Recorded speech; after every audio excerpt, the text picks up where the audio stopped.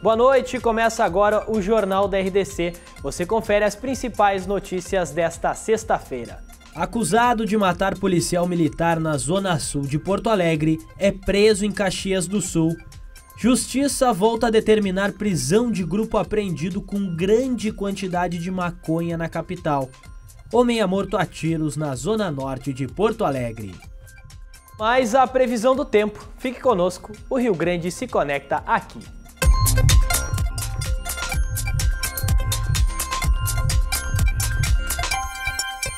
Jornal da RDC. Oferecimento CIE 50 anos. Uma história de infinitas oportunidades.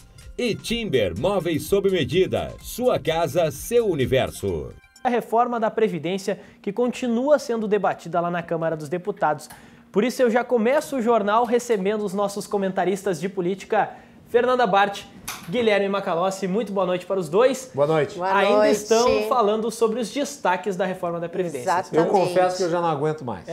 Faz 36 horas que a minha televisão está conectada na TV Câmara, eu não aguento mais os berreiros, as gritarias, as falácias. Na verdade, hoje é o quarto dia, né? Meu Deus do céu, já tá... Até fala a reforma da Previdência, já começa a me dar brotoejo, né? Mas faz parte do negócio, né? Tem que analisar, é um projeto importante, mas é uma longa discussão. E em determinados momentos é cansativo. Você falou de gritaria, baixaria, o nível continua... Não, baixaria não, gritaria. Hoje de manhã, por exemplo, era para ter aberto às 9, né? Na verdade, era 1h30 da tarde, só tinha 200 deputados presentes no Congresso. Eles tinham outros afazeres. Não tinha quórum para votar nada. Sim. Lá pelas 2h30 começou a aparecer gente, mas antes disso eu já tinha conversado com várias das lideranças dos partidos, principalmente os gaúchos que estão lá e nos representam, né?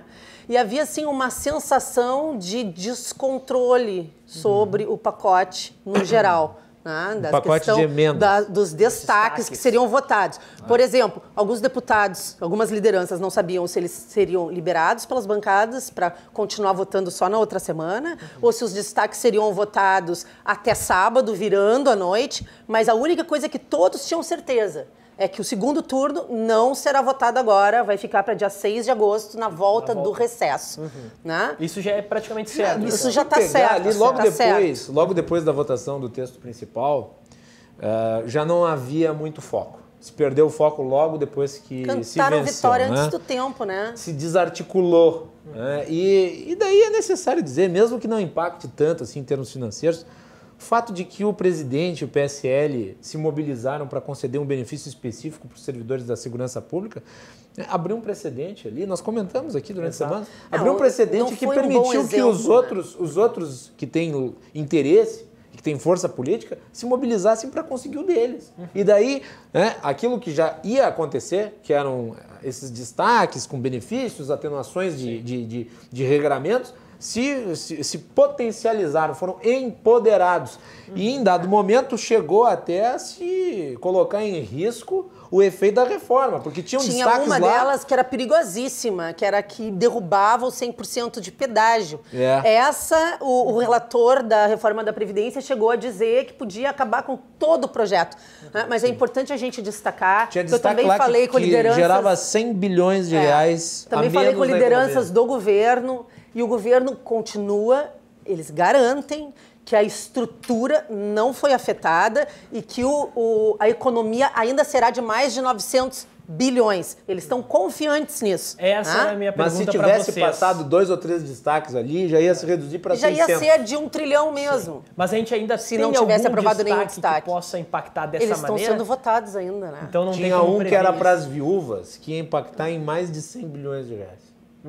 Mas, Daniel, a gente está vendo ali agora imagens lá da TV Câmara. É importante a gente destacar para quem está assistindo em casa também, que entre todos esses destaques, o governo disse que votaram, a base aliada votou alguns deles para impedir o pior de ser votado. Ou seja, num jogo de xadrez meio às avessas, parte da base aliada e vários deputados do PSL, por exemplo, votaram... um dos destaques que era para os professores, eles votaram no que tinha menor impacto para o governo, para tirar da pauta o da oposição, que tinha um impacto tremendo na reforma. Né? menos deputados como a Bia Kicis, o Luiz Felipe de Orlins, porque eles não podem abrir mão da coerência deles de não votar nenhum dos destaques. Essa é a questão, né? E havia um acordo de líderes ontem para que alguns destaques fossem aprovados para garantir a reforma da Previdência. E isso o próprio PSL disse, que o dos policiais já era um acordo, como esse light dos professores também fazia parte de um acordo desde ontem, né? Sim. Não, quando tem um acordo, é necessário honrar o acordo. O que eu estou aqui dizendo é que isso foi fortificado pela posição inicial do Bolsonaro e do PSL em relação aos integrantes das forças de segurança. Isso começou lá na comissão especial, quando depois de uma manifestação no Salão Verde da Câmara dos Deputados, onde Bolsonaro foi chamado de traidor, ele saiu ligando para os deputados para atenuar o texto do relatório do Samuel Moreira. E a partir dali, os lobbies, né, ficaram assanhados e saíram fazendo aquilo que sabem fazer, pressionar. Né? E daí, aqueles destaques todos, né, que estavam na fila, aguardando o debate, se fortificaram. E nós estamos tendo essa situação. O que acontece aqui é o seguinte, e eu escrevi um texto no site da RDC sobre isso. A reforma que se dizia nova já foi envelhecida, mesmo que o efeito financeiro não seja dos maiores. Por quê? Porque, vamos lá, foi atenuado para os delegados da Polícia Federal, por exemplo, mas não para os faxineiros, não para os pedreiros. A Polícia Legislativa, que trabalha sentada no ar-condicionado... Isso é um privilégio. Entrou junto nessa da polícia. Não há justificativa. Isso é um privilégio que vai ser pago por quem vai ter que se aposentar com 65. Sim. Então, isso é uma contradição. Isso desmoraliza o discurso de quem defendeu a reforma da Previdência, dizendo que ela ia acabar com os privilégios. Acabou com os privilégios anteriores e criou novos. Mas ainda tem o Senado, que vai precisar aprovar em 2 turnos. E eles estão correndo para fazer tudo isso antes do dia 15 de agosto. De agosto, claro. Né? Não vai para setembro. Volta. Porque isso prejudica toda a agenda econômica do governo, que está aí quentinha no forno para sair a reforma tributária e o pacote de privatizações. Né? Eu achei importante a gente dar uma notícia boa também, que a gente não chegou a repercutir ontem, que o relatório da MP da Liberdade Econômica foi aprovado ontem. E que essa MP vai ser fantástica, vai trazer muito desenvolvimento e muitos empregos para o Brasil. Então, assim, apesar do que foi feito no Congresso hoje, a gente ainda tem grandes chances de deslanchar o Brasil a partir do segundo turno. Mas vamos combinar que essa reforma ela podia ter sido melhor encaminhada. Vamos lá. Né? Ela poderia ter ainda, e daí é por fatores extra-governo. Nós criticamos o governo do que tem que ser criticado. Sim. Mas ela poderia ter já os estados e municípios incluídos nela.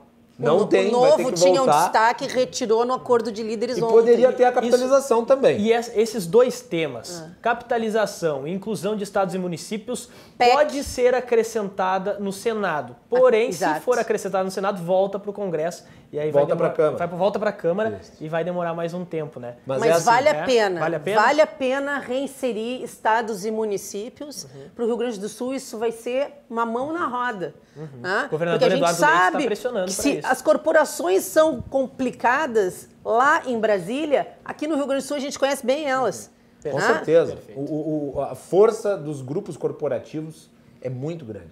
E eu fiz um comentário, daí não foi aqui na RDC, foi na rádio, mas eu vou repetir aqui para o nosso público. Enquanto o nosso sistema político não mudar, nós vamos estar à mercê do lobby de corporações. Porque o sistema de eleição no Brasil, que é o sistema de voto através da eleição proporcional, ele faz com que você não tenha um representante do público, do cidadão. Você tem um representante de uma área de influência. Até a composição do Congresso Nacional é feita, né, baseada nessa cultura, que é o quê? As bancadas temáticas. Então tu não tem lá o representante do cidadão, tu tem o representante de um grupo de interesse. E é por isso que eles exercem um lobby confesso, poderoso. a gente não é obrigado a concordar com tudo. Eu confesso que eu não vejo com maus olhos bancadas temáticas. Não Eu vejo. O problema é a influência que determinados fatores, que não são colocados às claras, tem.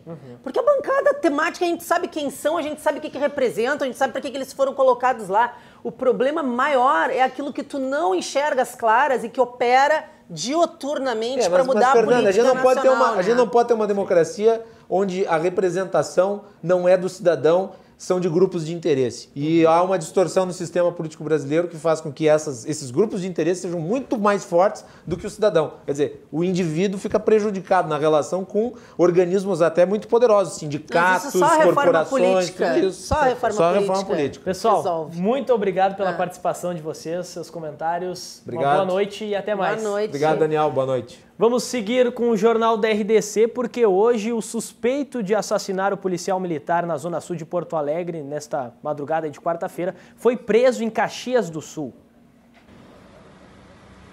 Dejair Quadros de Almeida, de 24 anos, estava foragido.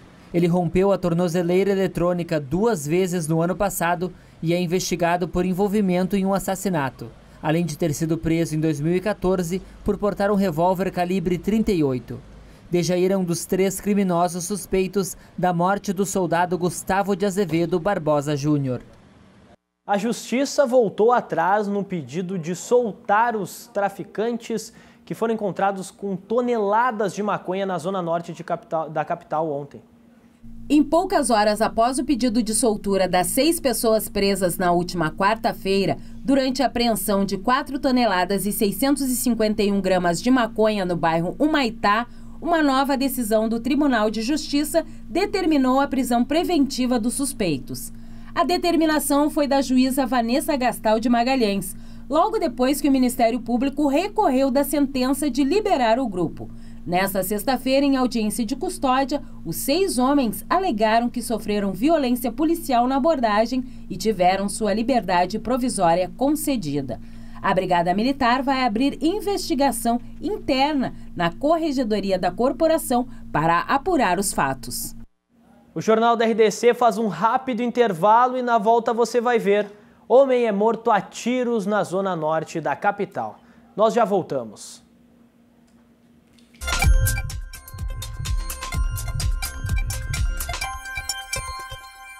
Em Alvorada, 6 pessoas foram assassinadas em um pouco mais de 24 horas. Um homem foi encontrado na manhã de hoje com diversas perfurações por arma de fogo em Alvorada. Um pouco mais de 24 horas foram 6 assassinatos em 3 bairros diferentes. Eles foram registrados de uma distância de 5 quilômetros. Mas, segundo a polícia, mesmo com a proximidade dos locais, não existe ligação entre os crimes. E em Porto Alegre, um homem foi morto a tiros na tarde desta sexta-feira. O crime aconteceu por volta das 2 horas da tarde na rua Silvestre Félix Rodrigues, entre os bairros Sarandi e Rubem Berta. Segundo a polícia, a vítima foi identificada como Leonardo da Luz Pedroso. Ele trabalharia como motorista de aplicativo e morreu segurando a chave do seu carro.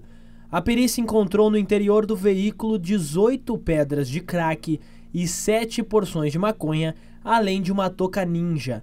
Ainda conforme a polícia, ele era casado, tinha uma filha e nenhum antecedente criminal. Também na capital, um homem foi preso em flagrante por posse irregular de arma e posse de entorpecentes. A ação aconteceu no bairro Restinga, zona sul de Porto Alegre, e é decorrente de investigação sobre comercialização de produtos sem procedência. E durante uma abordagem, a Brigada Militar prendeu um homem em Canoas nesta quinta-feira. Ele já tinha ficha criminal e a polícia prendeu um revólver. Ainda em Canoas, outro homem foragido da justiça foi preso com 2 porções de maconha. Os presos foram encaminhados para a delegacia da cidade. E agora vamos à previsão do tempo. A chuva já chegou aqui na capital e deve se espalhar por todo o estado durante o final de semana. Vamos ver como é que fica o clima em algumas regiões para sábado e domingo. Na capital, o sábado terá sol com muitas nuvens durante o dia. Depois, períodos de nublado com chuva a qualquer hora. Mínima de 14 e máxima de 21 graus. Em Caxias do Sul, na Serra, sol e aumento de nuvens de manhã e pancadas de chuva à tarde e à noite. Mínima de 13 e máxima de 22 graus. Em Pelotas, no sul do estado, o sol aparece entre muitas nuvens durante o dia. A chuva pode vir a qualquer hora, mínima de 10 e máxima de 18 graus. Em Uruguaiana, na fronteira, o sábado amanhece com sol entre muitas nuvens. À tarde, as nuvens aumentam e pode chover a qualquer hora. mínima de 15 e máxima de 19 graus. Em Novo Hamburgo, no Vale dos Sinos, sol com muitas nuvens durante o dia e períodos de nublado com chuva a qualquer hora, mínima de 13 e máxima de 21 graus. O domingo dos porto-alegrenses também será chuvoso durante o dia e a noite, mínima de 13 e máxima de 17 graus. Caxias do Sul, na Serra, também terá um dia chuvoso, mínima de 14 e máxima de 17 graus.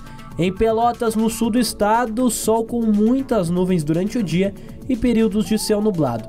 À noite, céu com muitas nuvens, mínima de 6 graus e máxima de 17. Em Uruguaiana, o domingo será de sol com muitas nuvens durante o dia e períodos de céu nublado. Durante a noite, as nuvens aumentam, mínima de 11 e máxima de 18 graus. Em Novo Hamburgo, o domingo também será chuvoso, mínima de 12 e máxima de 17 graus. E neste final de semana, a Secretaria Municipal do Meio Ambiente e da Sustentabilidade vai realizar o projeto Orla Sempre Limpa. A ação ocorre no sábado e domingo, das 4 horas da tarde às 8 horas da noite. A equipe da Unidade de Educação Ambiental vai orientar os frequentadores da Orla Moacir Scliar pelo terceiro final de semana seguido a se responsabilizarem por seus resíduos. Por questões de segurança, também será reforçado o pedido para que o mirante da Orla seja acessado por no máximo 20 pessoas por vez. E para quem não sabe o que fazer ainda neste final de semana aqui na capital, o nosso repórter Henrique Dil traz boas dicas culturais de eventos aqui em Porto Alegre. Boa noite, Henrique. Boa noite, Daniel. Diversos eventos vão movimentar a capital gaúcha neste final de semana. No sábado, a banda de rock gaúcho O Cachorro Grande faz os 2 últimos shows da turnê de despedida no Opinião. O primeiro show acontece às 6 horas da tarde e o segundo às 8 horas da noite. Oswaldo Montenegro e Renato Teixeira se apresentam no Auditório Araújo Viana às 9 horas da noite. Já no domingo, Fafá de Belém apresenta a turnê do álbum Humana, no Teatro Bourbon Country, às 9 horas da noite. A OSPA Jovem se apresenta às 5 horas da tarde na Sala Concertos da Casa da OSPA. A entrada é franca. Muita coisa boa para curtir. Por hoje é isso, eu fico por aqui. Uma boa noite para ti e para todo mundo que nos assiste. A gente volta contigo aí no estúdio. Obrigado, Henrique Dil, e o Jornal da RDC fica por aqui. A seguir, você fica com o Cruzando as Conversas. Uma boa noite e um bom final de semana.